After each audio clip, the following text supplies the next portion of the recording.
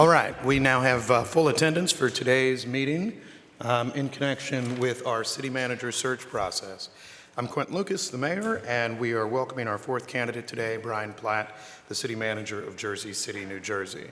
All council members are present, thank you, and half of our council will be joining virtually. The order today will be starting with the second district at large, Councilwoman Lohr, and we will still try to stick to about a 5-minute per question period going around until we're all exhausted. Mr. Platt will ask you to have some opening remarks after I read your bio, and then I'll start with questions and we'll go on from there. Brian Platt currently serves as the city manager for the city of Jersey City, New Jersey. He previously served as Jersey City's first chief innovation officer and established the city's Office of Innovation in 2015. His previous work experience includes management consulting with McKinsey & Company and serving as a kindergarten teacher with Teach for America. Mr. Platt earned his Master's of Public Administration degree at Columbia University and a Bachelor of Arts degree in philosophy at Emory. Mr. Platt, thank you for being here, and if you have a few words to say for us for a few minutes. Thank you, Mayor. Thank you, members of the council. Really excited to be here and learn a little bit more about Kansas City, about all of you, and also, of course, to share my experiences and what I can bring to the table here. I think we've got a long day, you got a lot of questions for me. I'm ready to just dive right into it. All right. Thank you, Mr. Platt. I will just start with two questions. I'll ask them both together, and then we can get everybody going elsewhere. As you know, there are very realistic budget challenges for Kansas City right now, like many other cities. If you could provide us some experience of how you've addressed budget crises, either with an entire city budget or at least departmental challenges, we'd appreciate that. And so that's question one. Question two is that, and I mean this respectfully because I understand the challenge.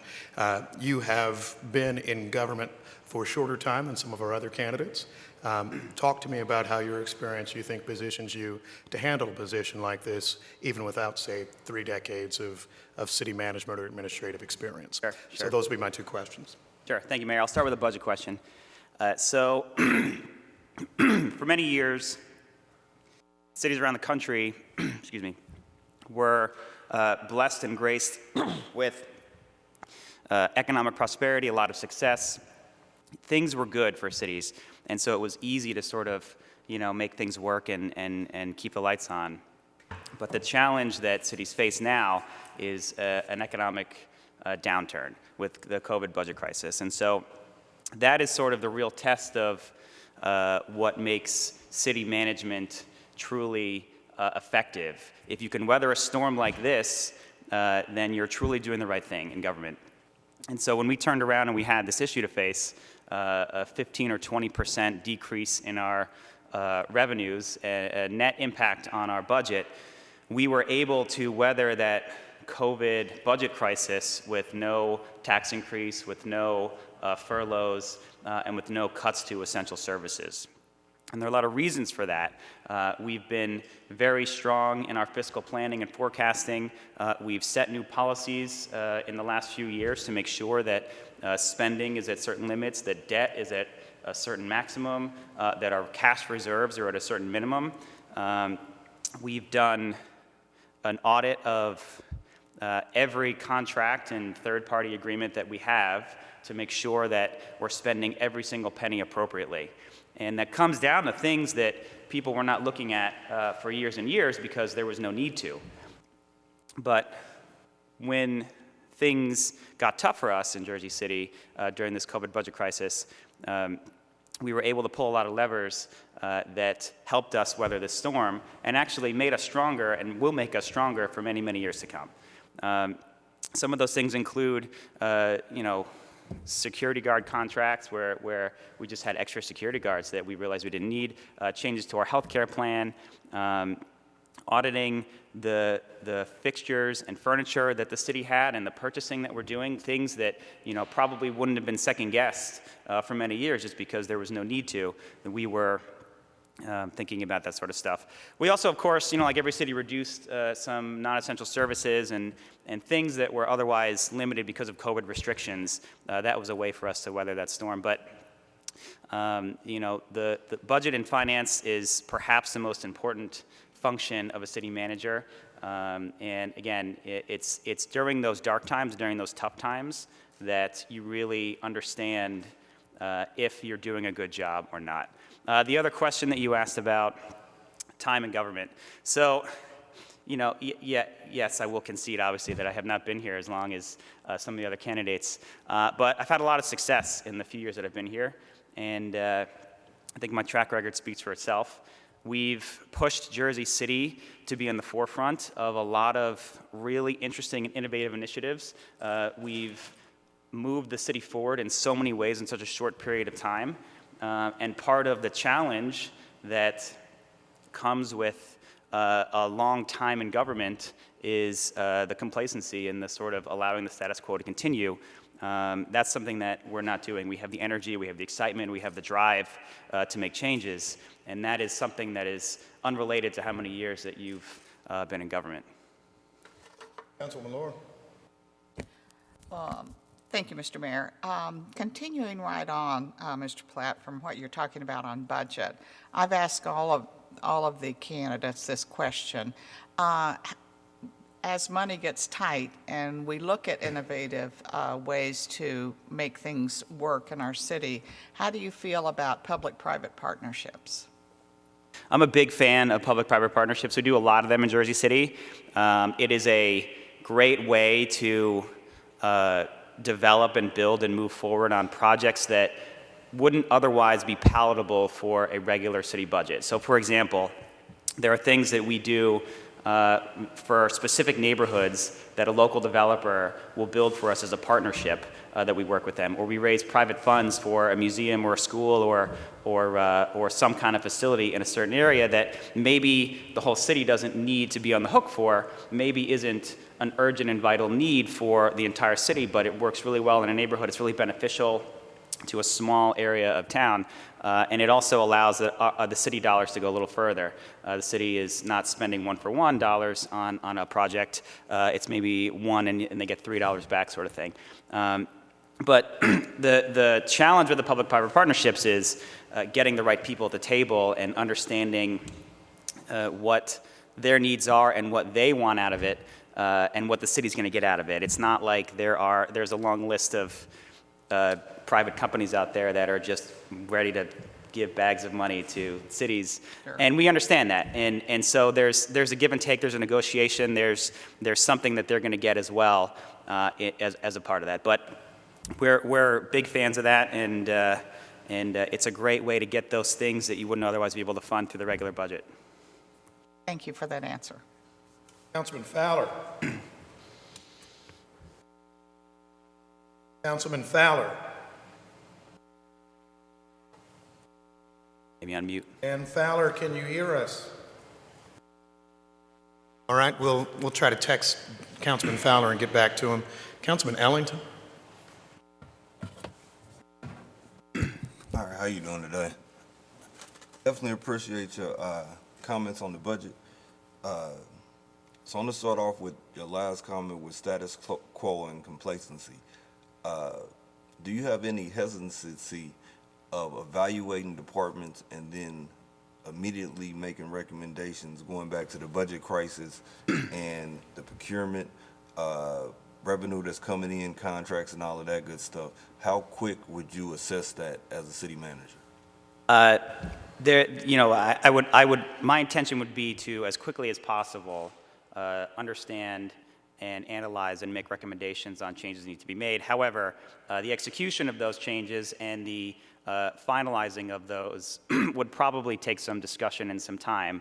I'm not the kind of person that shoots from the hip and just says, we're going to do this, we're going to do that. It's an ongoing discussion with me, and it's a collaborative, unified approach and vision. I'm not going to do anything without agreement across the board, without consensus, without discussing with council members, without discussing with the mayor, without discussing with other key stakeholders and leaders across the city. It's one thing to look at a budget and see a possible place to reduce costs. It's another to understand the implications of those and the cuts in services that may come, and the implications on our communities and those that may need those services the most. There's a reason why we provide every single service in the city. It may not impact the majority of residents, but there may be a small minority of people that heavily rely on that service and that operation that we provide. That being said, there's often opportunities for synergies and creating efficiencies and that sort of thing. But it's something that would certainly be ongoing. It would be a day one focus for me. I definitely appreciate that. I have two more questions for you. One goes to the revitalization of neighborhoods. Kansas City and New Jersey obviously have different median incomes and all of that stuff. So how would you go about as city manager working with council people to develop economic packages for low or non-invested in areas? Yeah, so yeah, that is a good observation that the economic, the income levels of the communities in Kansas City and Jersey City and New Jersey and New York and Missouri and Kansas are all different all across the board. But you still have some people in each of those levels and those brackets in all of those areas. And so you need to find a way, we need to find a way to support them in the ways that they need. And it may be different for different communities based on their income level, but even within those income levels, the services and support needed may be different. Some may need housing, some may need job training and support, some may need childcare, and it varies differently. And because of that, it requires a lot of community input and feedback sessions and working with those communities, with the council members, with the mayor, with any community stakeholder that's a part of the process, to find that that correct right answer. I like to say this a lot, that there may be multiple right answers to a problem, there may be multiple ways to solve an issue or to provide a service or to build on a site, but there's typically one better or one best right answer for each community. And that may vary based on where the community is geographically, economically, and racially. For a lot of reasons, that answer is different. And me as city manager, it's, I have my own personal beliefs and feelings about a lot of these things, but I'm not the one that's going to say, I think it needs to be this and we're just going to do this. I'm really just a facilitator of finding the right answer for those communities and making sure that we're solving the problems in the ways that the council and the mayor and those communities want those problems solved best. I can give some examples from Jersey City. We've done redevelopment plans and zoning changes across the city to think about different types of zoning, different types of uses of land and different densities that we would want to see across the city. And coming from the city manager's perspective and City Hall, there's certain things that we say, look, this makes a lot of sense in this neighborhood. But we'll go through and we'll have many public meetings with lots of different people and get the word out and understand things. And maybe the community comes to a consensus that is not what I would think would be the best for that area. But the best thing for the area is what the community consensus is. That's at the end of the day. And if City Hall was going to come in, if I was going to come into an area and say, this is what you're going to do, no one would support it, the project would never get done. If the community is behind it 100%, they become your biggest cheerleaders, and the project is going to be more successful that way, even if it's maybe not the highest and best use of that land, even if it's maybe not the most density that you could build there reasonably, or even if it's not what I think maybe from my perspective or if our planning director's perspective is the best use of that property. It's really about the community input. Last question, and again, it compares the contrasts and differences.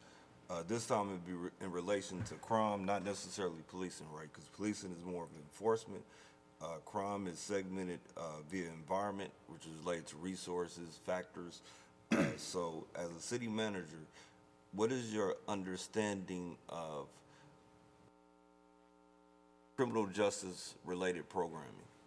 And how would you go about working with the council to implement some different measures reducing crime? Because again, going to Jersey City is one of the safest on the East Coast. Kansas City does not compare in that category of safety. Yep, so this criminal justice and policing discussion is, of course, beyond the borders of Kansas City. It's encompassing us nationally and internationally at this point. There seem to be many sides to many opinions here as to what people think may be the direction to go. But I'll tell you some of the things that we're doing in Jersey City and some of the successes that we've had. We are very big on community policing. That includes trying to build relationships with local communities between our police officers and the whole department and our local communities, having fixed visible foot patrols out on the street, using our community leaders and liaisons as the voice for us and as the key stakeholders in these discussions of where we need to go and what we should be doing. We also are looking at ways, and I know Kansas City is doing this too, about better de-escalation training, responding to emergency calls with resources other than police officers at times, so it doesn't always have to be a marked police car that is coming to the scene. For many instances, it shouldn't be. Changing up the way that we're patrolling areas and using intelligence to make sure that we're not being overly imposing. But on the other side of it, we have plenty of communities in Jersey City that are asking for more police, and they are thankful that we're putting more police officers on the street. And so, but the policing aspect of it is one side of it.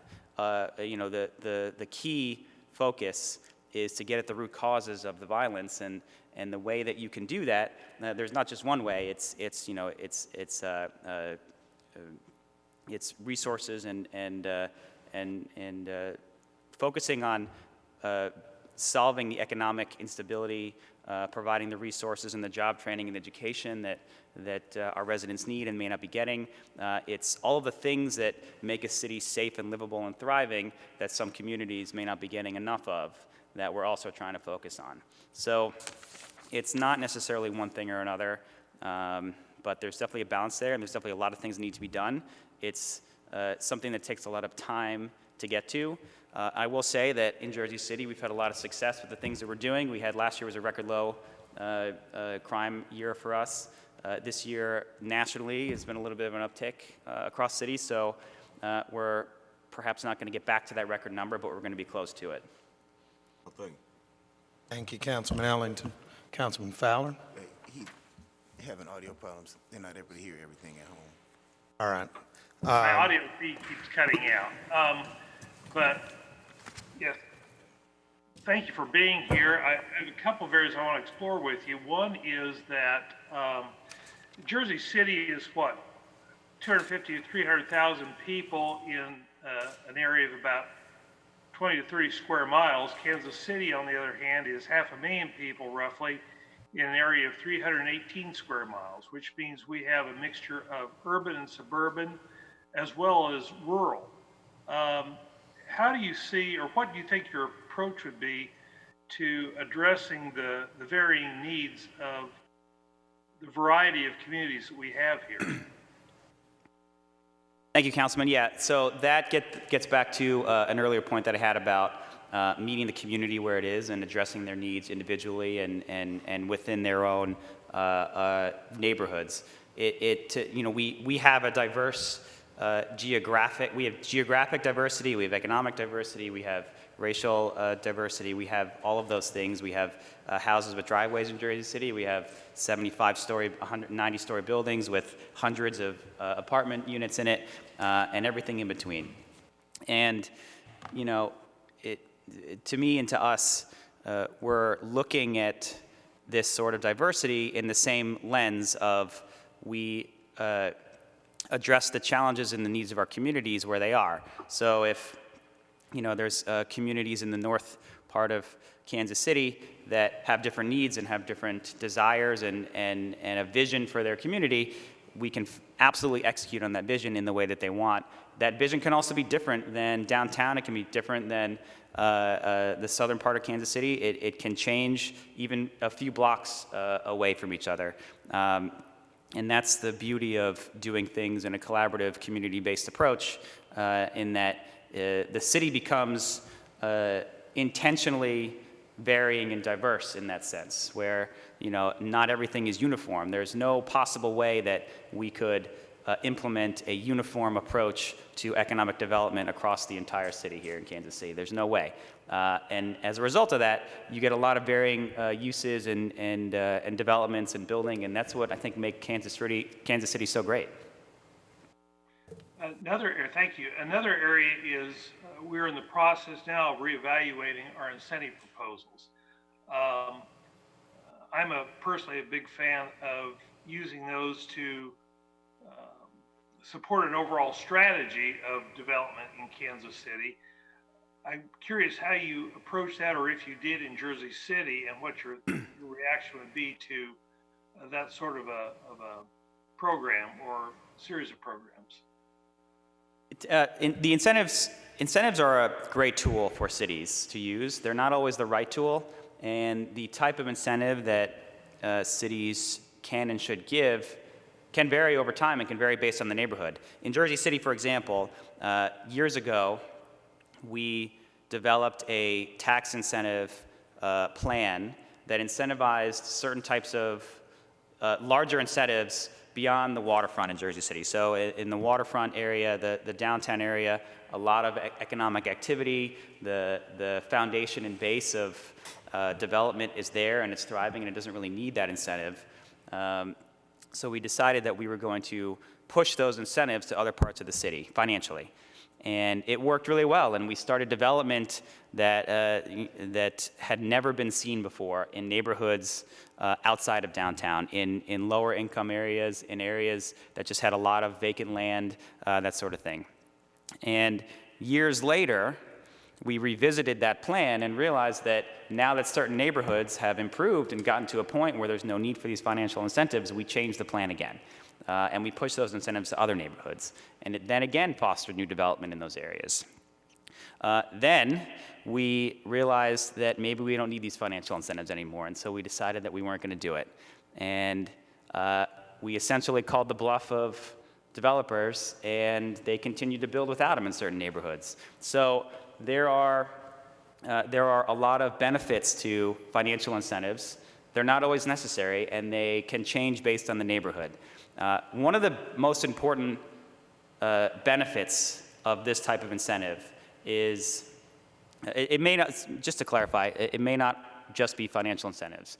Some of the incentives we do are zoning density changes, different types of uses, allowing for variances in zoning to work through some issues and challenges at the negotiating table with developers. So maybe they don't need lower taxes or an abatement. Maybe they just want a few more floors. Maybe they want to put different types of units in their building. Maybe they want to add parking or remove parking or something like that. And we can work through all of those challenges with them.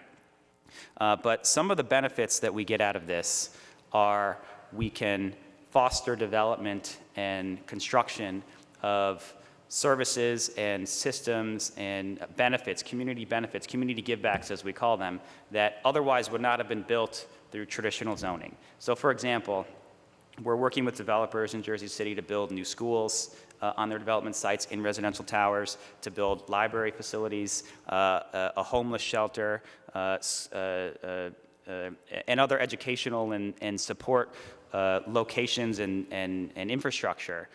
We've had a lot of new parks built by developers on their property and adjacent to property.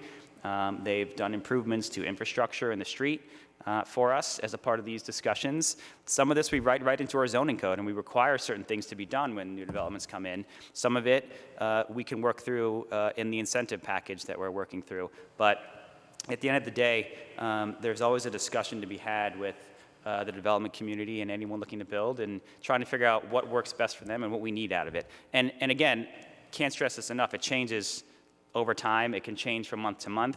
It can change from neighborhood to neighborhood. Some neighborhoods, a library makes a ton of sense. Some neighborhoods, there's already 3 libraries, you don't need one there, so maybe you're gonna build a school. Some neighborhoods have too many schools. It's probably not anywhere actually that has too many schools, but so yeah, long story short, there are a lot of opportunities and options here when it comes to incentives. And if I could go back kind of to my first question, I think I've got a couple of minutes left. We certainly have areas in the urban core that need total redevelopment and reinvestment. But then we have areas on the outskirts of the city that have never been developed in the first place. They're greenfields. But we only have so many resources to go around to accomplish all of that. How would you approach balancing those various and maybe, at least on the surface of it, competing needs? I tend to think they're complementary, but how would you approach that? That's a great question, and we've dealt with this time and time again in Jersey City. there's no one right answer there. It's all about coming to the table with the current property owners, with potential future property owners, with those that may be interested in developing somewhere in the city, and understanding what they want and what they need. And then coming with the list of things that we want and we need. What often works is sort of publicizing the vision of the city in certain areas, and it'll bring people to the table. Oftentimes, private property owners and developers are just looking for a signal that the city is committed to an area, is committed to rebuilding a certain neighborhood, and is committed to investing resources into it. It may take some deals in the beginning that may not be the most fiscally beneficial to the city, but that's the point at the end of the day of the tax abatements and financial incentives, is to foster development in areas that otherwise would not have any. So that's something that, it may take the city possibly losing money or making $0 in tax revenue on the first couple of projects to make sure that something gets started there. But it's the spark that turns into a flame of a neighborhood that can grow and begin rapid development and regeneration. Thank you, Mr. Mayor. Thank you, Mr. Platt. Thank you, Councilman Fowler. Councilwoman Robinson. Thank you, Mr. Mayor, and welcome, Mr. Platt, to Kansas City. I would like to build on a couple of the questions that you've already answered, and so you don't have to go as in-depth, but giving you an opportunity to build on some of the barriers and challenges that you see related to communities that have been historically disinvested in. And so you talked about the community input and how important that is. But here in Kansas City, we've gotten a lot of community input. People are looking for technical changes and adaptations to ensure that investment is happening in their community. So they're oftentimes tired of talking and they're looking for solutions. So can you talk about how you would start on the ground level, working very quickly to overcome some of the barriers related to historical disinvestment? My second question, to build off of what you shared, was more around tax incentive reform, and you talked a lot about that. So again, you don't have to go into a lot of detail, but I'm curious about you shared how your plan evolved over time. How would you go about starting that planning process here in Kansas City, and how would you ensure that all voices are heard, and working and balancing the interests of the developers, the city council, the taxing jurisdictions, the community? So can you talk a little bit more about your implementation strategy should you be hired and we're in a planning or in a process of incentive reform? The other question that I have is one that hasn't been talked about yet so much, and that's around large infrastructure projects. So Kansas City, we're building a new airport. We have a GeoBond program, a CIP program. We are doing a consent decree with our overflow control project. So we have a lot of big infrastructure that's happening. So can you talk about how you would go about ensuring that we're staying on schedule, on budget, and that we're also balancing all of the things that come along with implementing those big infrastructure projects, like our minority women-owned participation goals, union and prevailing wage hiring, local hiring, ensuring that we're meeting the community's expectations and working with the federal government on the consent decrees. There's a lot of moving pieces as it relates to large infrastructure projects. So can you talk to us and maybe describe a time in which you've had to manage a large project, and how did you go about the implementation of that? Sure. I'll start with the infrastructure question. So infrastructure, one of the key components of running a city that serves the people well. And one thing that we take very seriously in Jersey City is maintaining and rebuilding our infrastructure. Just like Kansas City, we have very, very old infrastructure. We have some sewer lines and some water lines, even from the late 1800s, made out of clay and brick, and probably never actually sealed. And we're going through and trying to repair all this stuff But we're in the middle of around $700 million of water and sewer infrastructure upgrades in Jersey City. It's something that's unfortunately been kicked down the road for far too long. Politically, it's something that many administrations over many, many years just didn't want to get into. It's expensive, the streets get torn up, it's inconvenient, but this is something that needs to be done now. It should have been done decades ago, and we're diving right into it. We just have no choice. It's not necessarily political for us. It's an urgent crisis for us.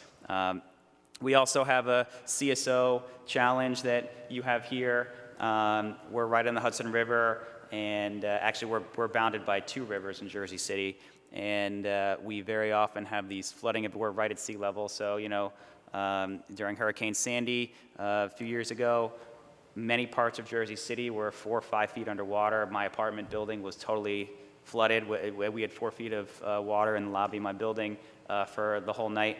And these types of things are a challenge for us, but there's no other way around it that it just costs money.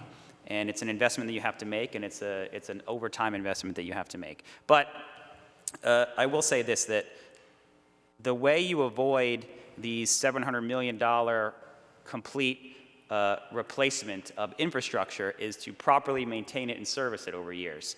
One of the things we're seeing now is we're going into the sewers, for example, and seeing just like totally destroyed sewer lines that they were just not maintained over time, and now it costs a lot more money to repair and replace them. We're also taking the approach of not necessarily repairing like for like, so to speak. So just because what was there is what was there, we're not just replacing it. We're trying to make improvements to what we have and changing our zoning codes to require developers and property owners to build different things on their properties, to include more stormwater management systems on their properties, to reduce the stress and the pressure on our systems to make sure that they're going to last longer, and what we have there is going to be the best for many, many years to come. Sewer and water, of course, not the only type of infrastructure. Streets, street resurfacing, sidewalks, those are big challenges I know you face. We face it too. Every city's facing this across the country. Last year, we resurfaced just about 10% of our streets after many years of maybe only a few miles being resurfaced in a given year. And we're trying to get back on track with this, but one of the ways that we're doing it is through public-private partnerships. We're working with our utility companies, our private developers, so that when a street is torn up, we are not always necessarily on the hook as the city government to pay for those improvements, and those changes. And so maybe the city is spending $10 million or $15 million on our end to do street resurfacing and street repair, but there's an equal amount on the other side of it that's not coming from the city to make those repairs and replacements as well. And some of the things that we're looking at hopefully are reducing stress on our streets and making sure that they're maintained properly. We're trying to leverage technology in new and different ways to keep better tabs on our infrastructure and our systems that we have in Jersey City. For example, we're installing sensors in our sewer system, digital sensors that track the temperature and the flow and the height of the water in our sewers to help us better understand when it rains, where is all that water going? It's one thing to see a map of the pipes, but it's another to see the water in real time when it's raining, where it's going. And this is a really interesting example of not knowing what you're going to find. One of the things that we find in Jersey City and other cities too is, it turns out that it rains evenly across the city, for example, but only maybe 1 or 2 CSOs has, 1 or 2 outfalls has an overflow event. And the reason is that there's a blockage in the system, maybe the system isn't built or functioning properly. And so you can quickly identify those issues that, if left unattended for many, many years, could cause catastrophic failures. And that's what's been happening in Jersey City and, of course, a lot of other places. We avoid those sort of things when you bring in new types of technology and have a better understanding of what's going on. We're also using a new technology tool to digitally assess the pavement quality of every single street in Jersey City. It's a it's a camera that is attached to a vehicle, and it drives on every single street, and it does a video-based analysis of the quality of the pavement based on a lot of factors. And it provides a map for us automatically. It takes a week to drive across the city and create this map, and we can do it regularly.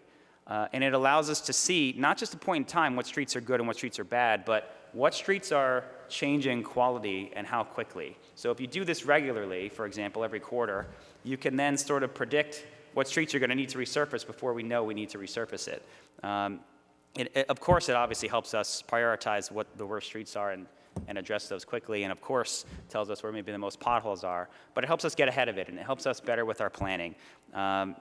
So that is sort of the long answer to the infrastructure question. I want to talk about an example of economic development in an underserved neighborhood, though, that I think... Okay, and that's fine. And after you do that, Mr. Mayor, you don't have to respond to the third one, because I think you did kind of touch up on them, and I want to make sure that, you know, we have time for other questions as well. So if you want to give that example, and then, Mr. Mayor, you can move on. Absolutely. Thank you, Councilwoman Robinson. So, Mr. Platt, proceed with what Sure. you're going to do. So we have the south side of Jersey City is historically, recent historically, an underserved neighborhood in Jersey City. And one of the things that we focused on early on over the last few years was what can we do to bring energy and life and resources back to this neighborhood. We had some city-owned property in a centrally located area, and we decided that the city was going to be the one to spur that energy and that focus and that development in the area. And so fast forward, we're probably 5 or 6 years into this plan and this project. We just broke ground earlier this month on the last building of a $200 million city investment in this neighborhood. It's it's centralizing city services and offices that were previously located in satellite offices across the city into a central hub. It's bringing resources to a part of the city that never had them in this neighborhood. And it's also, most importantly, bringing jobs, and it's bringing foot traffic and people into a neighborhood that now will be able to support a variety of different types of businesses and services in this neighborhood that never had them. You drive down a lot of the streets in this neighborhood, a lot of vacant storefronts, a lot of vacant land, a lot of developers that are ready to move forward on something but are waiting for that signal and that sign that are now doing so. The investment in this neighborhood includes its 3 new buildings that were previously on a parking lot. It's just a vacant land and a parking lot, and 2 buildings that have been renovated to include city offices. It also includes veteran housing. It also includes an affordable housing development. The veterans housing and the affordable housing development were privately developed. There's a park that we're building a few blocks away as well. We're investing a lot in this neighborhood. And the key is that, you know, in addition to the foot traffic, in addition to the people, in addition to the visible signs of work, it's a signal from the city that we're serious and that we care about this neighborhood and that we are diverting our resources into it. We're not doing anything like this in any other neighborhood, really. The city's spending this much money. The other side of it, though, is while the city's spending a lot of money, we found a way to do it in a way that saves the city money over time.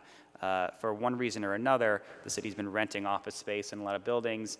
We're paying a lot for certain buildings that we own. We are divesting from those arrangements and moving them into a central location in a new building that, you know, the debt service and the lease payments over time are less than what they were if you include all the other space that was insufficient for each of those offices. The interesting thing about this location also, it speaks to the community buy-in and support that I mentioned earlier, in that we had many, many meetings with the community there about what things they'd want to see, about the types of uses, about the appropriate height of buildings, about the number of floors, you name it. We've gone through the whole list. And, you know, in some neighborhoods, they would want one thing, and in some neighborhoods, they would want another thing, but in this neighborhood, they were very clear about what they wanted, and that's what we did.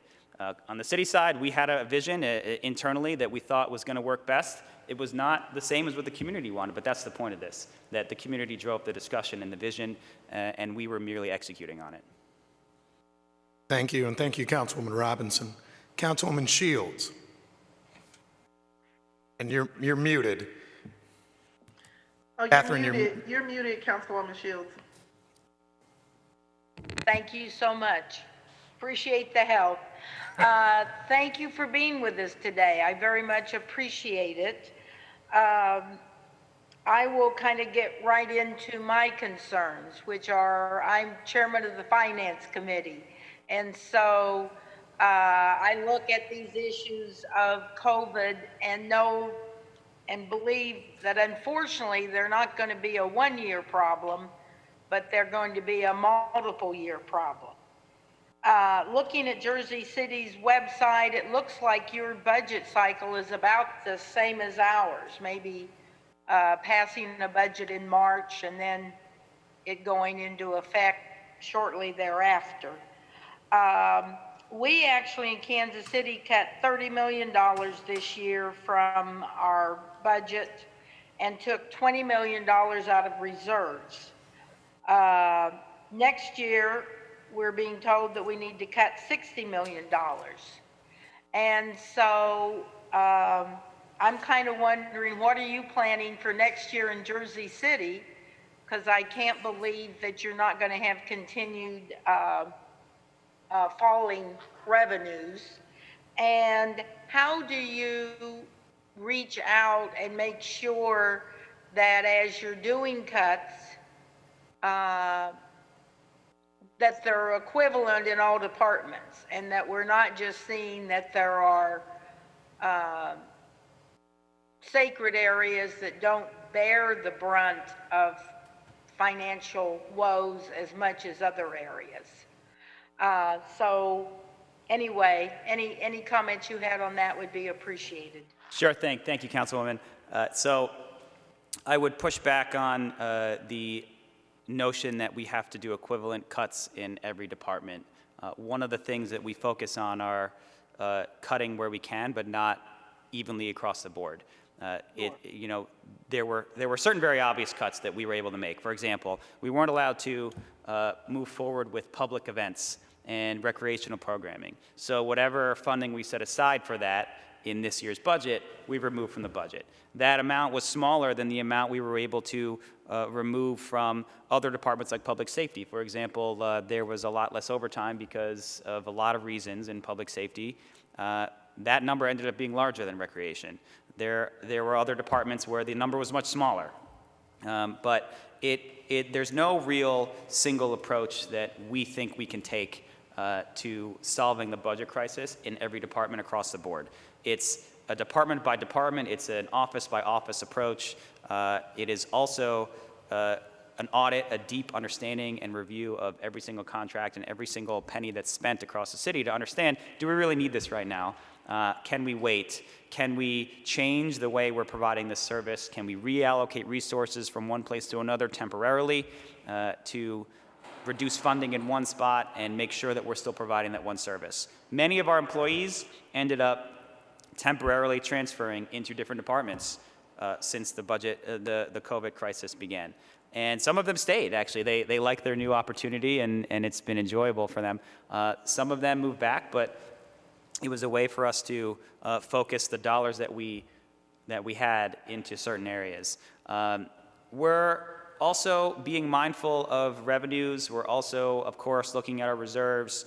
Like I mentioned before, there were a lot of small changes that we had to make to come up with this big number that we had to fill, this big gap that we had to close. There was not a single lever that we pulled that closed the whole gap. It was $1 million there, $1 million here, $500,000 there, $1.5 million here. And that's the way you build up to that number. But thankfully, because we had been so conscientious with our budget and our fiscal planning and our awareness of being ready for the next storm that may or may not come, we were able to have some flexibility in our budget in a sense that, you know, if revenues were not as projected, it wasn't going to destroy us. If we were a few dollars below our projection, we weren't going to be in hot water at that point. So that sort of planning and preparation is not something that, you know, is necessarily a savings lever to pull. It allows us to absorb some of those downfalls and those downturns without having to make too many changes as well. Thank you. I noticed that when you spoke earlier, you talked about looking at debt and that you had, I don't remember the exact language, but that you essentially had reasonable levels of debt that also helped you when you came into the economic turndown. In Kansas City, we have an amazing large amount of annual appropriation debt that is not covered by new revenues, but that is paid annually and must be appropriated annually out of the budget to meet those prior commitments. How did you begin in Jersey City, or maybe you were never in that situation, but how does the city wean itself away from annual appropriation debt and just making commitment after commitment to pay for things with sort of not realizing that at some point an economic downturn is going to come? Do you have sort of a advice you could give, or how would you look at this if we Certainly. chose you to be our city manager? Certainly. One of the things I mentioned early on about the way that some cities approach finances when times are good is relevant here, in that for many years the city of Jersey City issued debt just based on requests, and there really weren't a lot of controls and restrictions around it, and we paid that price for many decades. In the 80s and 90s, the city issued a massive amount of debt, and we are still paying it off today. Thankfully, a lot of that debt has retired or is retiring in the next few years, which is going to be helpful. But one of the things that we're doing now is being a little more conscientious and thoughtful with the debt that we issue. And maybe those aren't words that you hear a lot in a city government, but one thing that we're doing is we're requiring a little more justification and prioritization of the projects that are requested for capital reasons. And in the past, departments would just ask for new vehicles because this was the time to ask for it, and we would buy them because we could afford it. But that's not the appropriate way to do things.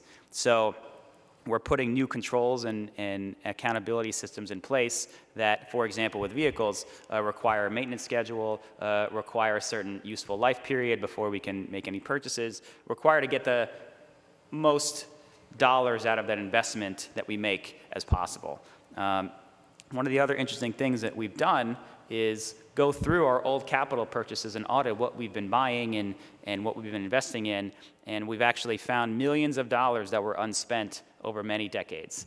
Back into the 90s and 80s, if you look through, when we started to look through our list of accounts, we would find projects that were completed but maybe had $10,000 left over, $100,000 left over, maybe a project wasn't ever put into the ground and maybe it never started. We found tens of millions of dollars left over from these projects over decades. That allowed us to essentially forego a full round of capital for a year, just because we were able to fund the ongoing projects that we had from those extra dollars sitting around. I'm not saying that's the case here, but there's certainly an opportunity to look through and think about what capital dollars have already been issued and what we're doing with them. Is there a way to repurpose them? Is there a way to prioritize the things that maybe you've issued debt for one thing, maybe it's worth changing the use of that debt or holding it or moving it to another purpose? Of course, very frankly,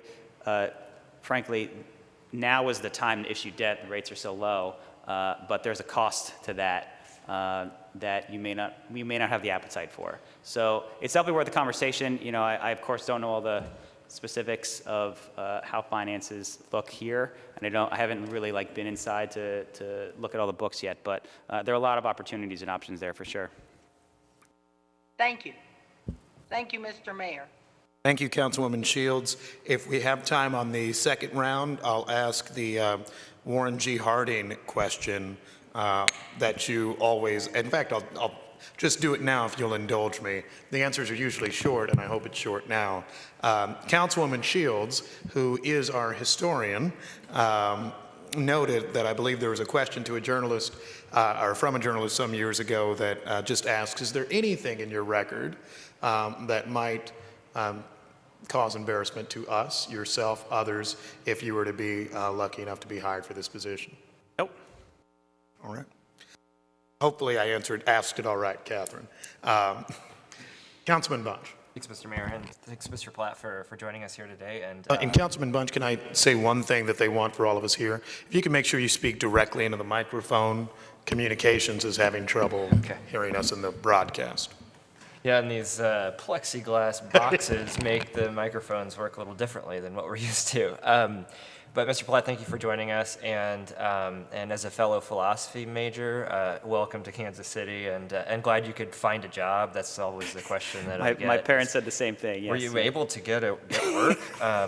So congrats on that. And I would love to hear more about the financial stuff that you talked about. I'm going to switch gears, though. I'd also love to hear at some point about your efforts towards Vision Zero and transit initiatives, but I actually want to talk more about internal culture at City Hall. My question's two parts, and the first one is really like, what is your philosophy on building internal culture that respects creativity, problem solving, encourages people to do their best work, and holds them accountable? And the second part of that is related, but it's how do you break down the siloing effect that often cripples government? I think that we've made strides here in Kansas City on that, but we still have departments that don't necessarily communicate well with each other. We have 7,000 some odd employees across multiple departments, and sometimes things get missed. And so I would just be interested to hear your take on how would you begin to break down those silos using maybe a project as an example or something of that nature?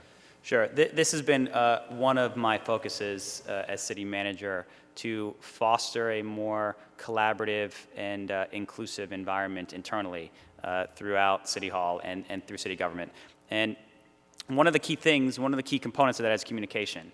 One of the things missing from city government that I've experienced is lack of communication between senior leadership, between the rank and file, and all levels of government. And communication is a few things. It's interactions with leadership. It's me being accessible to anyone that wants to have a discussion or has a question or has a concern. But it's also communication about what the city's doing and where we're going and what that vision is. And it's been very well received in Jersey City, having something as simple as, for example, regular department director meetings and meetings with the lower level managers, senior managers, just to have a forum and have everyone meet each other, to be honest, and sit in the same room and talk through issues and be a part of that decision-making process. That inclusiveness of the decision-making process is also important. Me as city manager, I am not the expert on everything.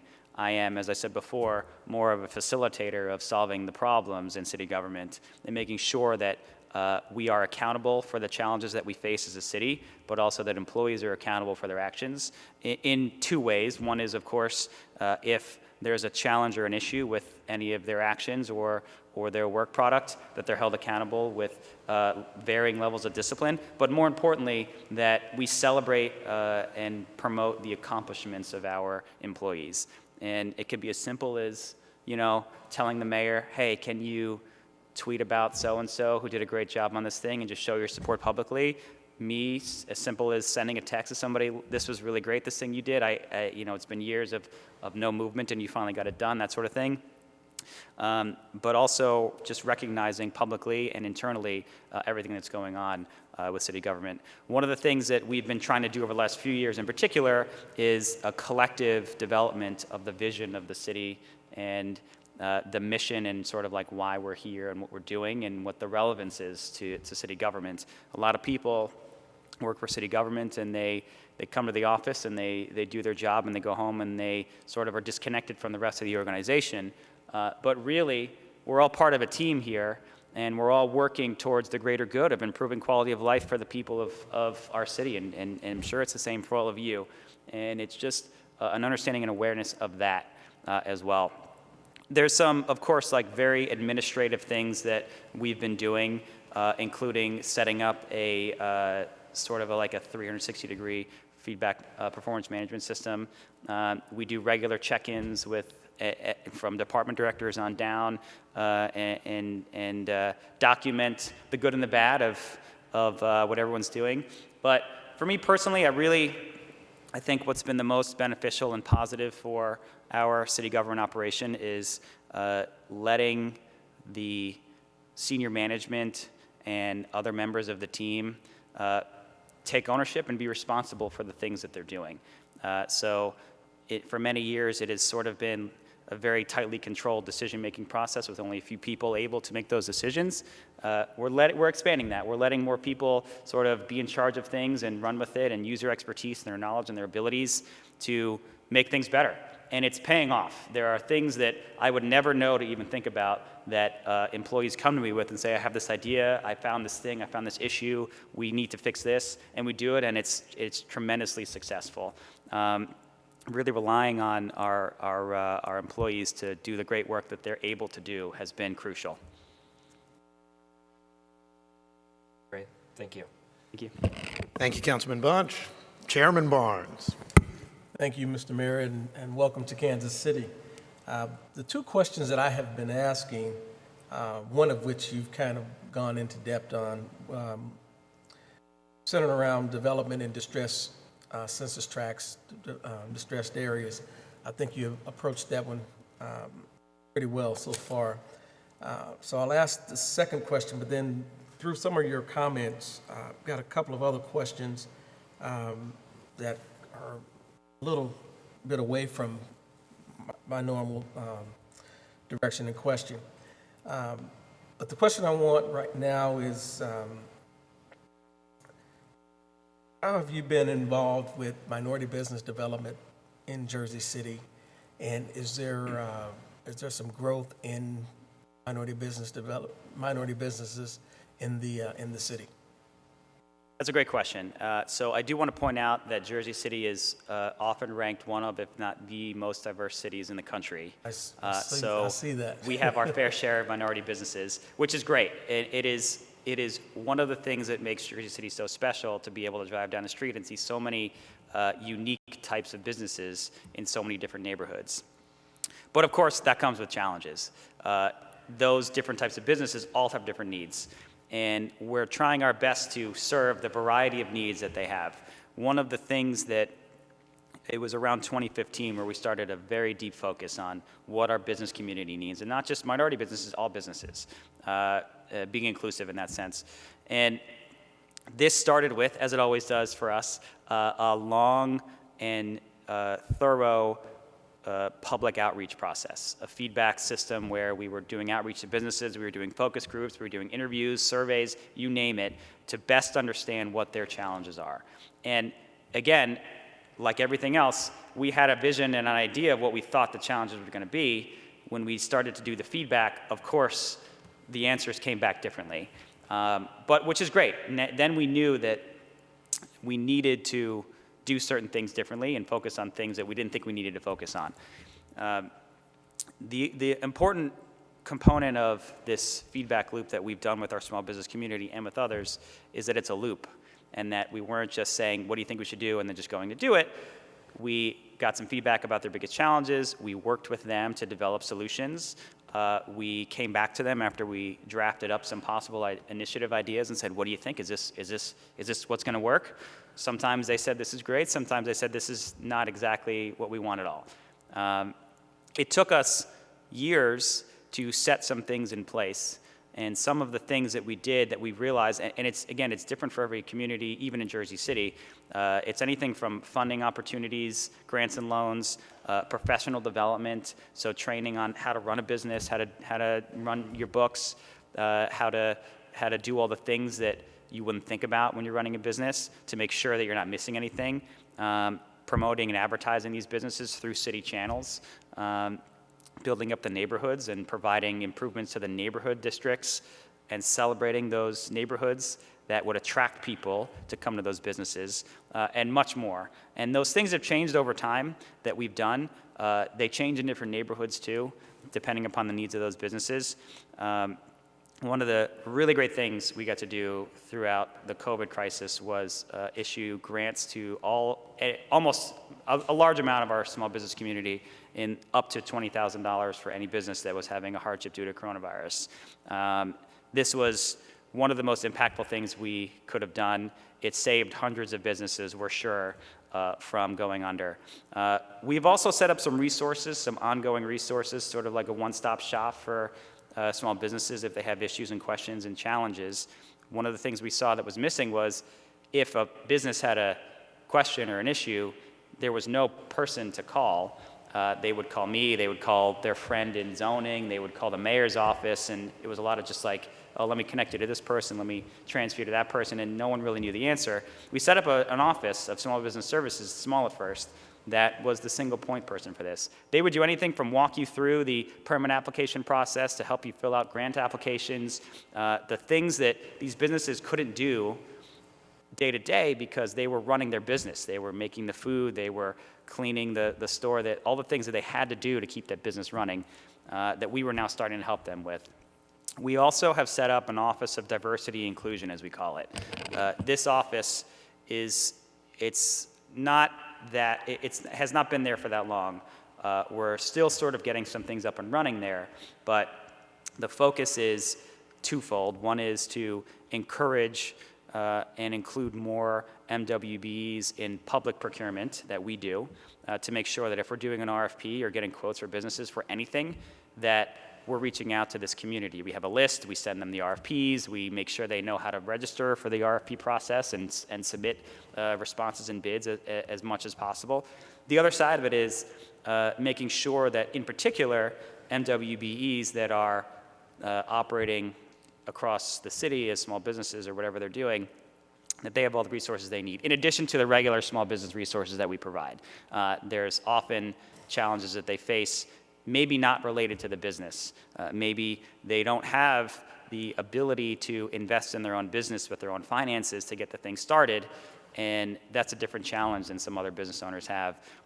So we try to work through that. Again, it's not, I would say that it's not a one-size-fits-all approach, as I've mentioned a few times about everything we do. It's something that requires a lot of conversation, a lot of sort of just one-on-one time, personal face-to-face time. A little harder during COVID to do that, but we're doing what we can to just solve their problems one-on-one like that. And the other questions have to do kind of with what's happening in Jersey City. What % of your budget is public safety? It's about, I think it's around 18% or so, something like that. Wow. I don't know how to respond to that. 20% maybe? I can't remember off the top of my head, yeah. Okay. Ours is upwards 75%, so that's... It's definitely not that high, yeah. I'm sorry? Ours is definitely not that high. It's if you include, public safety for us is fire, police, parking enforcement, and emergency management. It's about, maybe around 25%, 20%, somewhere in that range. Oh. We need to have him here to come and show us our budget. Okay, I'm sorry, Mr. Mayor. Sorry, go ahead. I mean, that's wonderful. That's great. And you mentioned that one of the approaches that you used during this COVID period was to move employees within departments or from department to department. Yep. How did that result in some actual savings? One of the things that we did was we have some third-party contracts that we use to provide some services, very targeted, specific services that we were able to pull back on and then have city employees fill in. We had some seasonal and part-time employees that sort of bill on an hourly basis that we also lowered their hours and had some other full-time employees fill in. But also, one of the big things about COVID was we needed to expand some services. We needed to change the way we were serving meals to certain populations. For example, we provide regular daily meals to a large number of seniors that were no longer allowed to go to the senior center and sit in a large group and have a meal. We had to deliver those meals to seniors. We also work with our schools to provide meals to students that were no longer allowed to go to the school and eat the meal. We had to start delivering them. So instead of spending more money to set up new types of delivery processes and hire people to do that, we used our existing employees to not have to spend the extra dollars there. And that's the one challenge that cities are facing as well. It's not just a revenue loss, it's expense increases related to COVID. There are certain other types of overtime that occur. We were in late March and early April, we were aggressively setting up our own city-managed testing facilities and providing more resources to the people of Jersey City that we thankfully weren't spending a lot more money on because we were reallocating resources instead of just starting it all from a new spot. Okay, thank you. Thank you, Mr. Mayor. Thank you, Councilman Barnes. Councilwoman Park Shaw. Thank you. Thank you, Mr. Mayor, and welcome to Kansas City. And I was glad to see you in your Chiefs mask, so I don't have to waste any time asking about whether or not you support the Chiefs, as today is Red Friday. So I noticed in your information here that you created a ride-share transit system. Well, a big part of what makes multimodal transportation, and specifically biking, walking, and transit, a big part of what makes that work is connecting the various facilities and routes with one another to create a true system that works for everyone. So can you talk a little bit about what you did to make that a reality in Jersey City and what steps you can take to make that a reality here in Kansas City? Sure. I love talking about transit in Jersey City because I think we're doing a really good job of serving the needs of our community in a very customized and tailored way. So the rideshare system that we set up is one of a few different types of transit that we've implemented in Jersey City.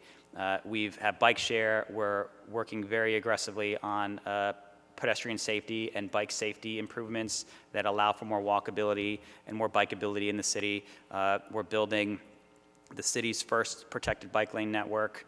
It's the largest in the state of New Jersey, and it's connecting neighborhoods across the city in a meaningful way and fostering people to ride bikes and to get out there and get out of their car. Not necessarily always get out of their cars, but it's allowing people who are riding bikes to be able to do that more so in a safer way. Transit in New Jersey is a little interesting in that the state of New Jersey manages a lot of the transit infrastructure. NJ Transit runs the buses for the most part across New Jersey. It runs the light rail that goes through Jersey City. And there are state agencies that manage the highways that come through Jersey City. The subway system we have, which is locally referred to as the PATH, it is managed by a bi-state agency, the Port Authority, which we have no control over all those things. And we, of course, have a lot of those types of transit, mostly focused in the downtown area, and many areas outside of downtown don't have access to that type of transit infrastructure. We were looking at this challenge and thinking, how are we going to solve it? It's been a complaint and a concern that residents and community leaders have expressed to us over many, many years.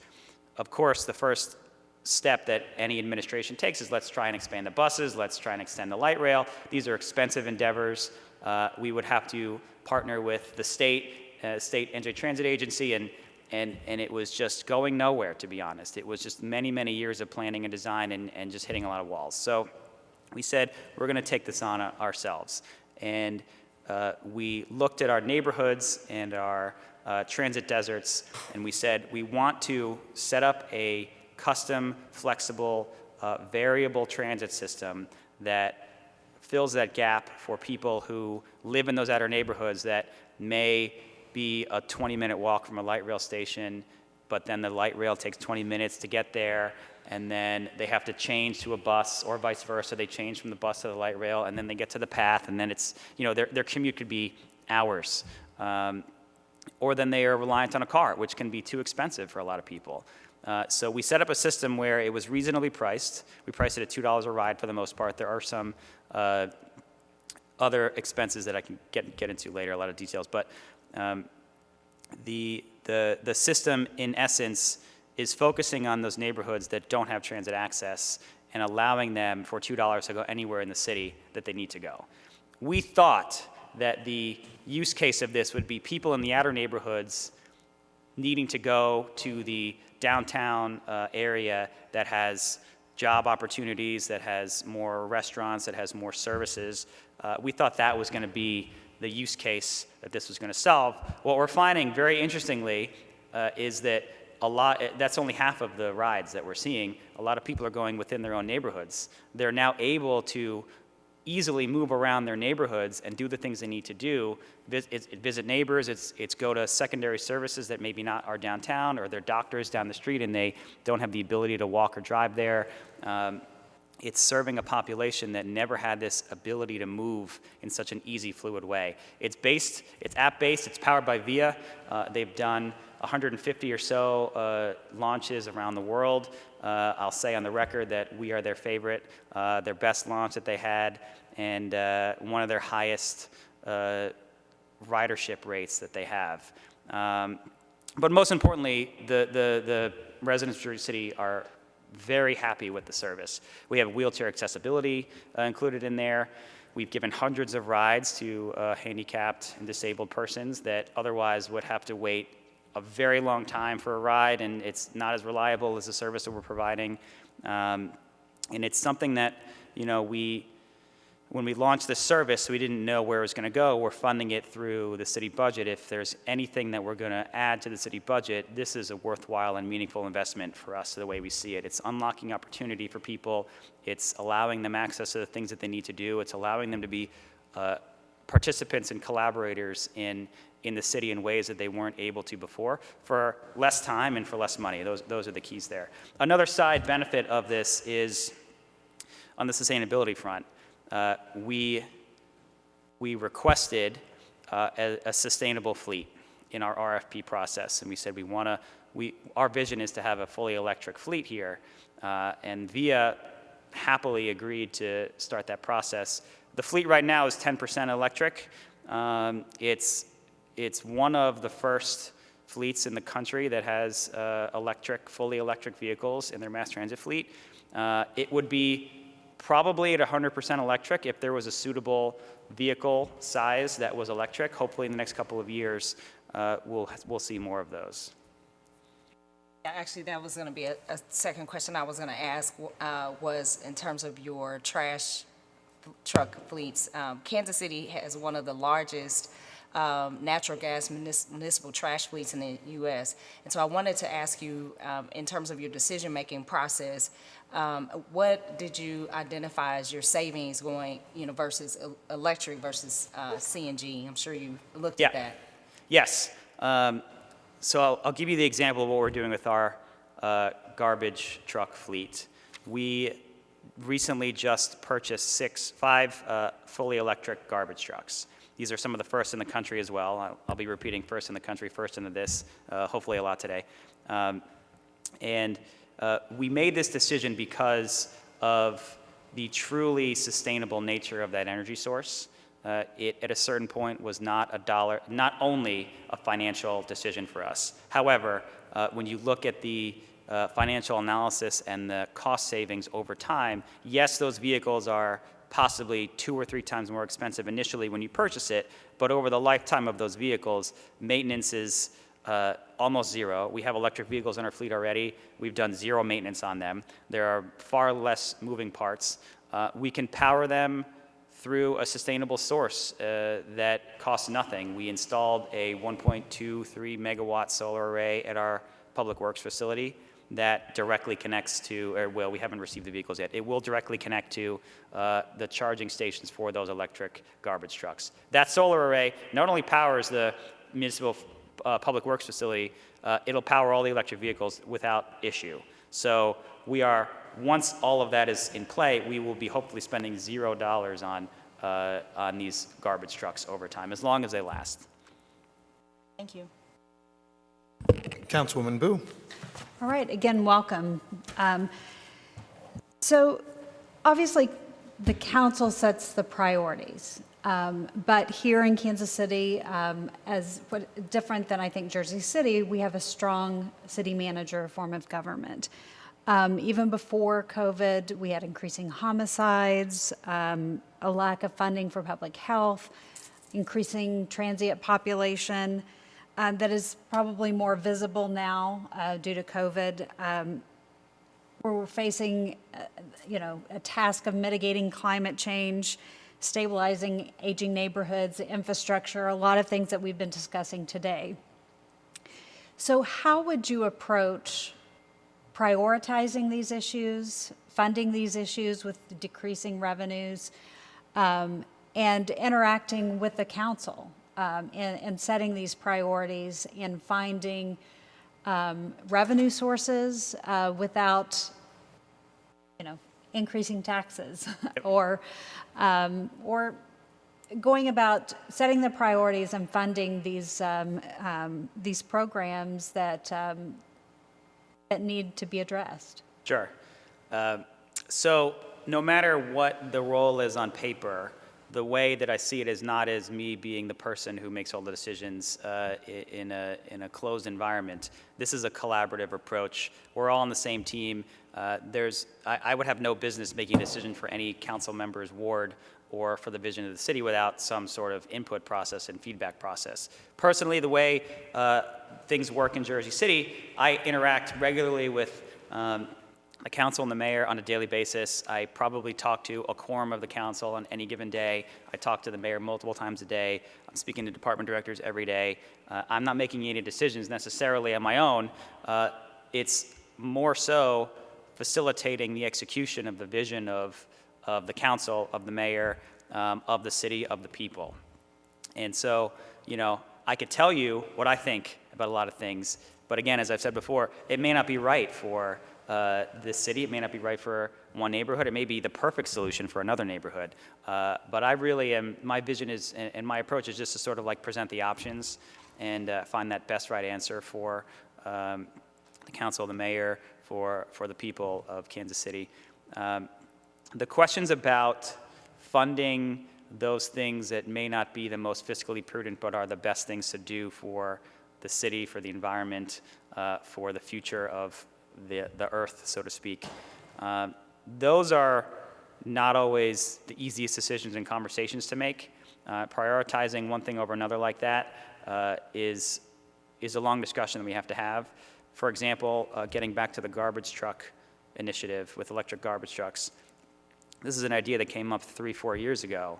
We weren't able to move forward with it until we had consensus and buy-in, until we found a funding source for it, and until we were able to prove the use case and the value of them. So, for example, we won a grant from the state of New Jersey to fund the purchase of these garbage trucks. That took years of discussion with the state, and it took essentially creating a new funding mechanism for these sort of things at the state level. The purchase of electric vehicles in general was also a long-term plan for us. And we started small. We started with a pilot project of 4 Nissan Leafs at City Hall in a very visible way, in a way that people could see and interact with them, and to make sure that anyone from the council members who had to vote to approve that purchase, to the employees in our automotive unit in Public Works that had to maintain the vehicles, just making sure that they were all comfortable with this. And there was a lot of skepticism at first, even with these 4 Nissan Leafs that are very unimposing and unassuming. But there's a lot of excitement now. People love them. We have departments asking for electric vehicles now because of how simple and easy and positive they are for the city. The garbage trucks could never have been purchased without those first steps and without having that collective discussion on what we all want to do here and the types of decisions we want to make as a city. And you're right, the Nissan Leaf is not the cheapest vehicle out there, but over time, it will hopefully save the city money. And it's also not about just the dollars and cents. It's about doing the right thing and making improvements to the way that the city operates for the greater good. All right, can I have one more? All right, my colleague Councilman Bunch mentioned Vision Zero. We currently have a Vision Zero task force. And also Jersey City is doing very, I think, progressive things with respect to bicycling, and their bicycle plan, which, again, my colleague Councilman Bunch is trying to explain to me and bring me along. How do you talk a little bit about what you were doing there, and how do you? I'm assuming it's like the electric vehicles, and how do you present that to the public? Because I think this is, somewhat new to Kansas City, and my colleague may tell me it's been around a while, and it's just new to me. But it's something that I am finding, very important to our city. So talk a little bit about what you're doing in Jersey City and how you can help bring us along. Sure. So again, we've been very aggressively building pedestrian safety improvements, cycling safety improvements in the public right-of-way. We've done hundreds of speed humps in the last couple of years. We've done dozens of curb extensions, which I see both of those things all over the city, even downtown, which is great.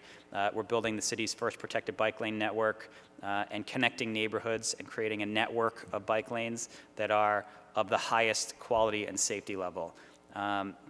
These things are, of course, not easy to push forward, and the discussions in convincing, so to speak, started within City Hall itself. The administration itself was not fully convinced of the value of Vision Zero, was not fully convinced of the value of bike lanes. There were calls for it from the public, but there's also, of course, resistance to it and sort of a skeptical curiosity of what these things are and why would we do this. Every city in America that does this has that fight between the people who want more space for cars and the people who want more space for bikes, but there's a balance there. And the key part of this is communicating and describing the value of it and the improvements that come to not just the cyclists, but the pedestrians and the drivers. One of the things that happens on our streets with these protected bike lanes is safety improves. Speeds reduce, turning radiuses extend, so there are less crashes between vehicles on turns and with people walking across the street and that sort of thing. So there's a lot of value that can come from it. We had a lot of community meetings on this in many different neighborhoods across the city. There are certain neighborhoods that were desperate for this sort of thing. There are other neighborhoods that, of course, there are other priorities. There are neighborhoods that we had in Jersey City that when we came out with a bucket of green paint, metaphorically speaking, they were like, why are you spending money on green paint? We have 15 other things that are more important to us right now, and that's fine. And we are not forcing it in any neighborhood. What we're doing is a very thoughtful and intentional approach to where we put them, and trying to find those areas of the city that both connect neighborhoods, but also the barrier to changing the streets and the street configuration in those areas is low. So are there streets that if you take away a travel lane, will it have much impact on travel? Are there streets that are wide enough to just throw a protected bike lane in without making any other changes? Those are some things that we were able to do as first steps. The key is to build them in neighborhoods. The first one needs to be something that people use. So we partnered with our local bike community to make sure that we're doing it in places where we need them, but also in places that we weren't removing a ton of parking, that we weren't disrupting other activities on the street, that we weren't hampering emergency vehicle response times and that sort of thing. We found actually in some areas that vehicle travel times increased. We reduced travel lanes and added protected bike lane facilities. So it's been interesting in that sense. But there are, if you look at our bike master plan, and you have the same thing, it lists a lot of streets where these things could go. But we were very thoughtful about where we put them in first. And the first one we did was right in front of City Hall, where it was sort of the least intrusive to drivers and that sort of thing. And it maybe wasn't the most useful lane in itself, but it was a good show of faith to the process and a good way for people to interact with it and see what it really means.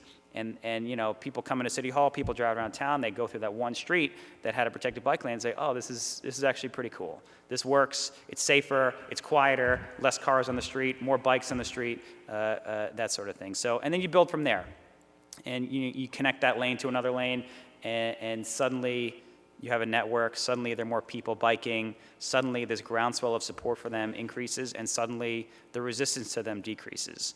Of course, there are neighborhoods where we've had challenges, and we've been very open and transparent with solving those challenges. And it seems like you have too in some areas where, we have the public meetings and we create a design and we answer the questions and we address the issues and concerns. Some of them are very small, like how are, for example, seniors going to get to the bus stop if it's a floating bus stop. And I know I'm getting a little technical here. The bus stop not next to the curb, but those are things that we can all do on the fly. Most of our bike lanes start with very simple changes to the street, very cost-effective changes, just paint and plastic as we call it, just the white paint changes, green paint, and some plastic delineators.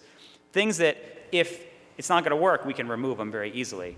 The other thing that we do is we improve the entire street when we do this. We resurface the whole street, we change the crosswalks and the ramps into the crosswalks so that it's not just the bike facility that's improving, it's all of the travel facilities. So there's a lot of ways to do it. I would say that there's not one single approach that works in any neighborhood. Again, I'm sounding like a broken record here, but it's starting small with a pilot and getting a successful win at first, and that momentum to keep going has certainly been key for us. Thank you. Mayor Pro Tem, down live in the 6th District. That's right. Thank you, Mr. Mayor, and thank you, Mr. Platt, for being here. Really appreciate your answers so far. I want to take us back to actually where the mayor started, which was a question about experience. Your experience is different from the other applicants we're hearing from in a variety of ways. We talked a little bit about the length of the experience, but I actually want to talk about, or have you talk about a little bit more about what informs your experience thus far. I mean, I see that you started really your career in city government, from what I can tell, as a chief innovation officer of the city. And so I want to just ask you how that informs how you do your job right now as city manager. I think innovation often leads people to think of technology, and I think that that's certainly an aspect of innovation, but perhaps a bigger, broader aspect of, way to think about innovation is really just challenging assumptions, doing things differently, trying to come up with new, innovative ways to tackle old problems. And we certainly have a lot of old problems here, not to scare you. But, like any city, we're dealing with many of the challenges you're talking about that you're dealing with in Jersey City. So while I think our cities are different, I guess what I'm looking for an answer on is, how will that inform the way, if you get this job, to tackle some of these issues? Issues like service delivery, doing more with less. You've talked a little bit about infrastructure, but I'm just kind of interested in hearing really how your experience will help you take on some of these challenges. Sure. So innovation in government, I speak about this a lot. I'm a regular speaker and panelist at conferences related to city government and actually the private sector all over the country a lot. And I love speaking about government innovation because there is no single definition of it. There is no single answer of what it is. It's in an essence, to me, solving problems in a unique and different way than they've been approached before. And that problem, as you mentioned, Councilman, is not always, the solution is not always technology-based. It could be a lot of different things. It could be changes to ordinances and legislation. It could be zoning changes. It could be reallocating resources. It could be so many different things. But the benefit to me, and in my experience, is that I have learned a way to solve problems that have may never been solved or have never found that quite right answer that will move the needle forward. And it's allowed me to find a way to build relationships, to establish trust in the city, both internally with city government and also with the residents and the stakeholders across Jersey City. That is perhaps the key component of being a leader and a manager of city government, in that the point of this role is to solve problems. and find the solution as quickly and as efficiently as you can with broad consensus.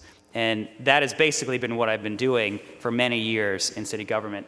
It's, of course, something that is beyond just that one office of innovation that we started.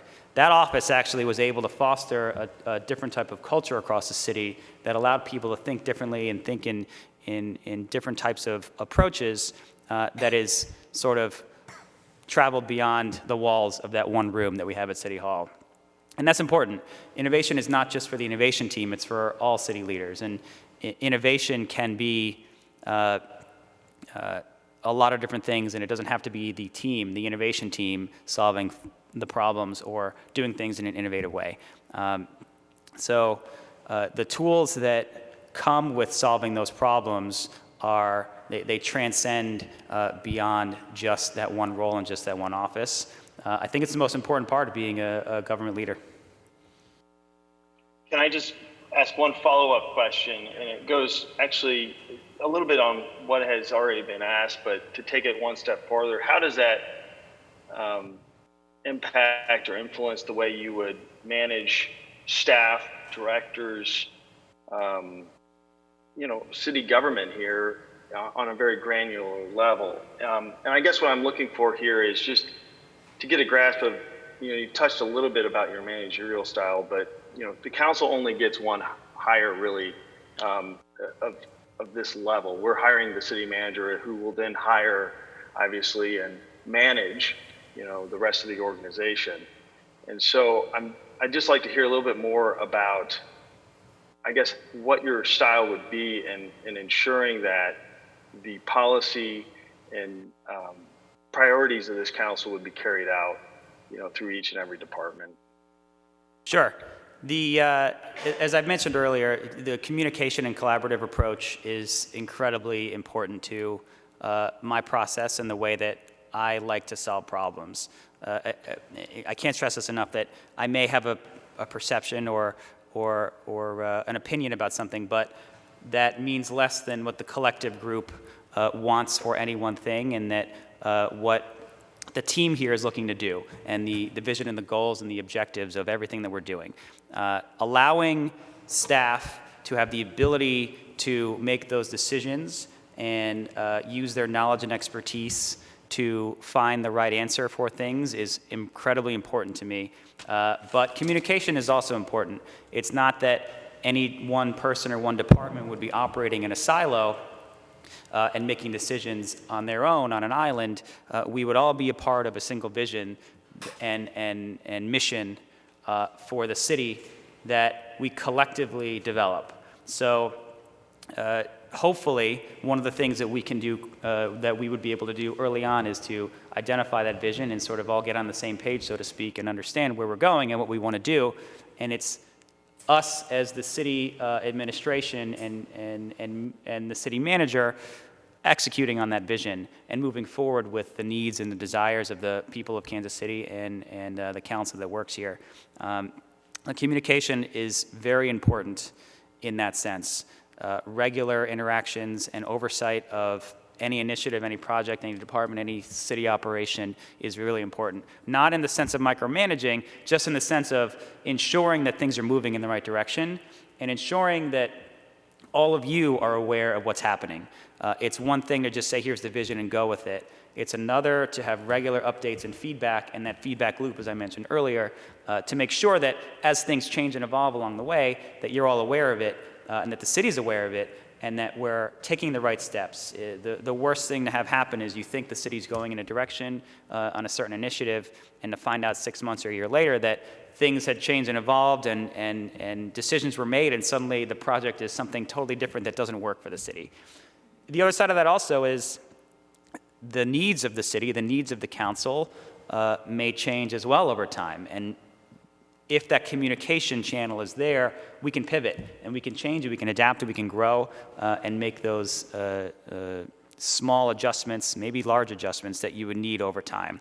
I would also say that the ability to solve problems in a city government is really important. And I've had a lot of success doing this over, as you mentioned, not as much time as some of the other candidates. But that skill is something that is the key here. And questioning the status quo is incredibly important. Asking why is the city doing it this way? The answer often is, this is just how we've been doing it. That is something that I've had a lot of experience trying to push back against and trying to understand that. Look, maybe sometimes the way we've been doing it is the right way, and there is no better answer. But oftentimes it's not. Oftentimes there's a better way to do it. Oftentimes there's a way that's more constructive and more appropriate for our city and for different communities. Oftentimes there's a more cost-efficient way to do it. Oftentimes there's a way that may be not cost-efficient but better serves the public. And the key is to find that right answer. I keep stressing this, I keep emphasizing this, that it takes a lot of communication, it takes a lot of feedback loops, it takes regular discussions and relationships with all of you, with key community leaders across the city to make sure that we're doing that. Thank you, Mayor Pro Tem. Thank you. Councilwoman Hall. Thank you, Mr. Mayor. Thank you, Brian, for coming to Kansas City. We appreciate your time. And I don't know a lot of people who talk as fast as I do, but you've gotten a lot of information in to all of us in a short period of time. So I appreciate your efficiency of words. I have a couple questions about law enforcement. How do you currently, as a city manager, work? What's your relationship with your police chief? Sure. So the chief is a key member of the administration. We have a public safety director and a police director as well. They are all under the governance of the mayor and my role as city manager, business administrator. We're all part of the same team. We all buy into the same collective vision that we mutually agree on and have developed over years. And as I mentioned before, through conversations and discussions with our community leaders. The relationship with the rank and file police officers is also, has its ups and downs like any city does. But we're doing what we can to support them in the most meaningful ways that we can, provide them the tools and the training and the resources and the technology that they need to do the job the right way. And again, it comes into if the officers don't buy into the vision, then the end product of their work is not going to be as optimal as it could be. So the relationship there is really important to foster.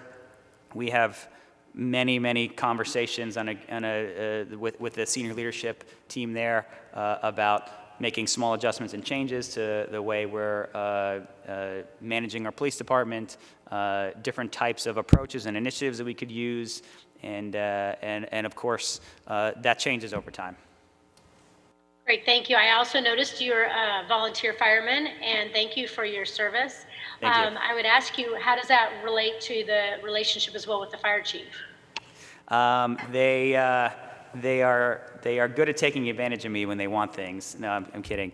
But I would say that I do have a soft spot for the fire department just because I loved my experience as a volunteer firefighter. I would say, though, that it doesn't cloud my judgment when it comes to the things that they ask for. But it helps me appreciate the service and the work that they do. Not to say that I don't appreciate anyone else more or less. I'm also a volunteer EMS responder in Jersey City. We have this really innovative program, first in the country, again, called United Rescue, that even in an urban area with a paid full-time EMS staff, there are often times where EMS response is not as fast as we would like it to be.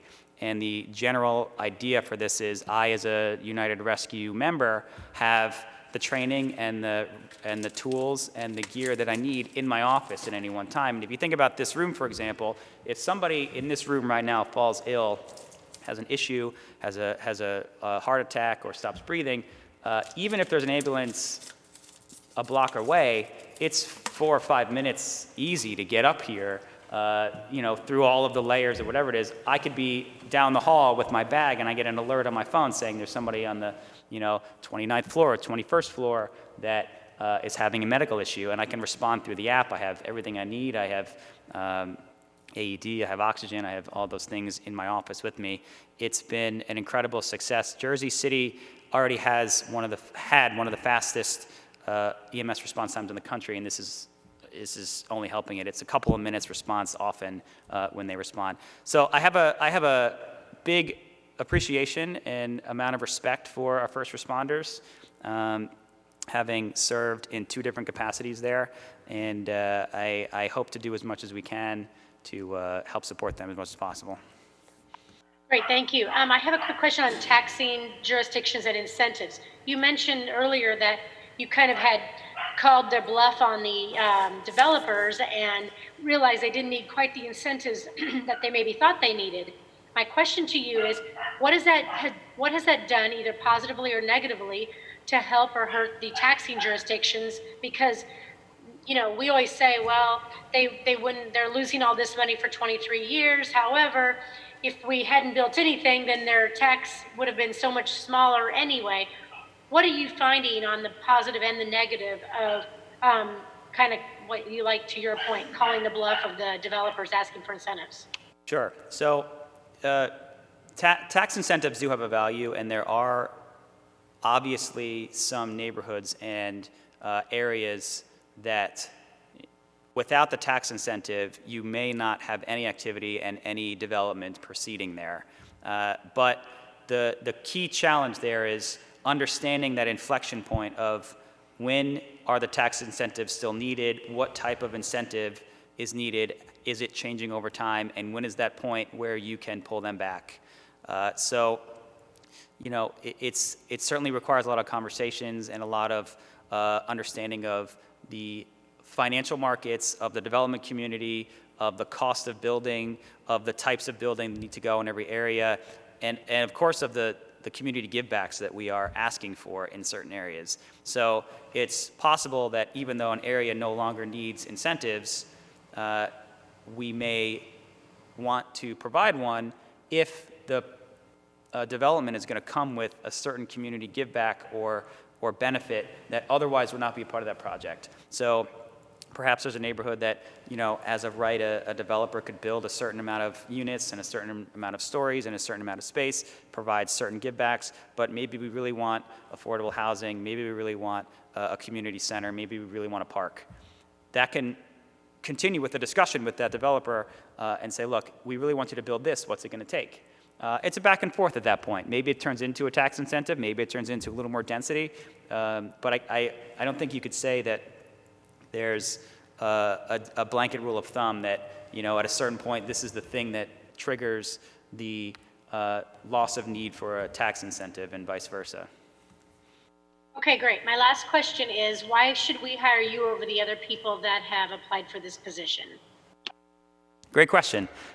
So I think my track record of success is really important, and my ability to make progress and change and improvements to a city that for many years was lacking in those areas is the key reason there.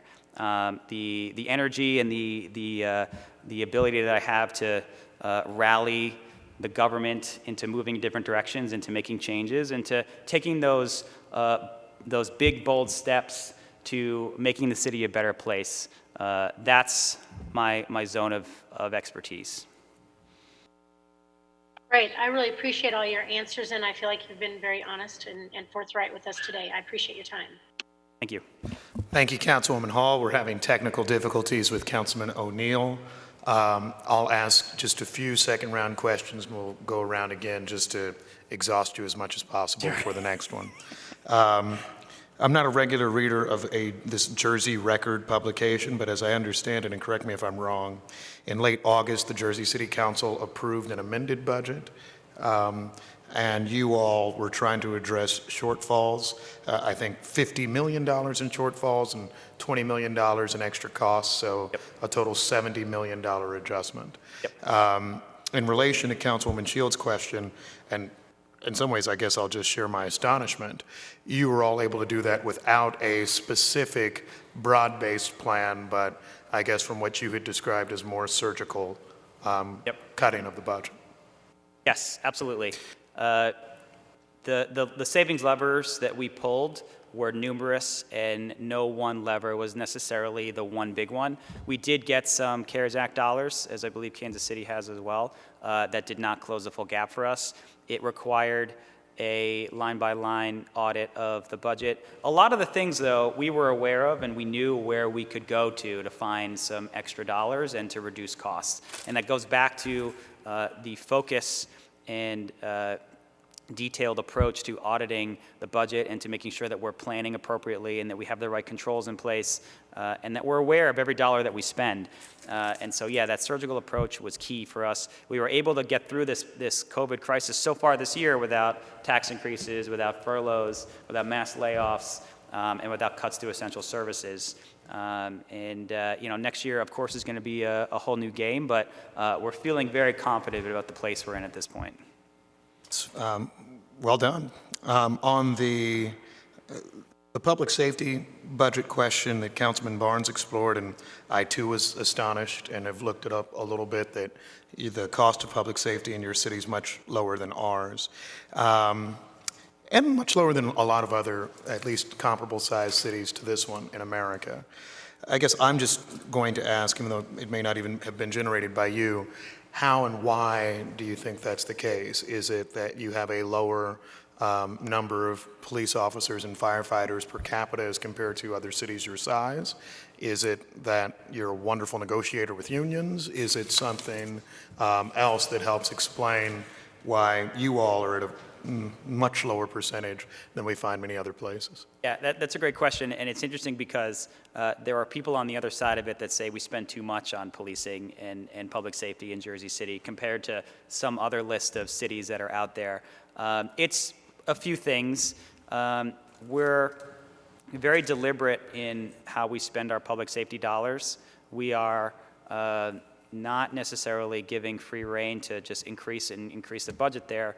We're very intentionally adding police officers as much as we can based on feedback from the community. We're not just doing it because it's a good talking point for us. We're doing it because our communities, especially those in the outer neighborhoods of Jersey City, have asked for it for many years. And we've gotten to a point where we've added a lot of police officers. But those officers come at a lower cost. The negotiations have been very productive and positive for us with the benefit packages that we provide to our police officers. Not to say that the benefits are substandard, but in years past, it seems as though a lot was given in return for not a lot to the city. And so we're changing the way that we do that.